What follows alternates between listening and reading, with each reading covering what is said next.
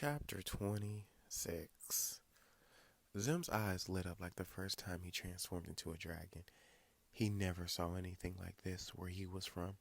Although they weren't opposed to this type of futuristic thinking in Axum, he enjoyed the look of nature and the living in the rainforest.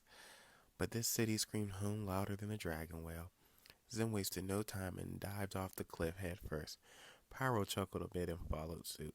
A puff of smoke surrounded them, and they turned into their dragon forms and soared directly into the heart of nZambi, Grand Pyre. Before they entered the center, the smoke engulfed them and transformed them back into their human selves. Zim looked around and had a familiar sense that he had been in this city, but at the same time, this was his first time. Zim, Pyro smiled, we are at the center of nZambi, called Grand Pyre. If you make 3 steps to your left, you will ignite the city in the Mineral City, Mpungu, with the blue flame. Zim stared at Pyro as he made those little steps, and suddenly his whole entire body was engulfed in the blue flame. Every area sprouted up with blue fire, and the city followed suit. Everyone stopped as they saw Zim and their city shape into the color blue. Zim had no idea what was happening. All he knew was his soul, spirit, and body was being ignited with memories that were not of his. These memories played to him as in first person, and they came from others that he heard or read about but never met.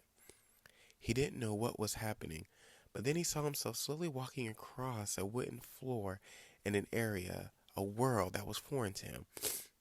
He saw himself groggily reaching for something on the wall and flick it up. His eyes were squinting and he saw himself in the mirror.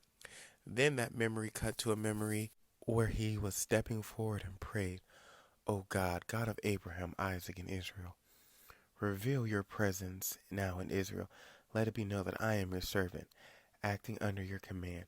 Hear my plea, Yah, and show this present that you are the true God," offering them another chance to repentance. In an instant, the fire of Yah descended, consuming not just the offering and the wood that was in front of him, but also the stones, the soil, and even the water with the trench. He then quickly fell back to the ground as he mentally returned back to Grand Pyre. Pyro quickly kneeled down with a bright smile on his face. And I remember the first time it happened to me. Zen was rubbing his head profusely, trying to regain his own memories back. Every Pyro Alpha has to come here or to Mpungu to receive their first step in their alpha training, which is connecting to their ancestors.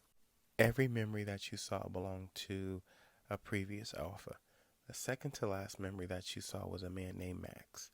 He was the first Pyro Alpha. The final memory was from Elijah, the first being to supernaturally control fire.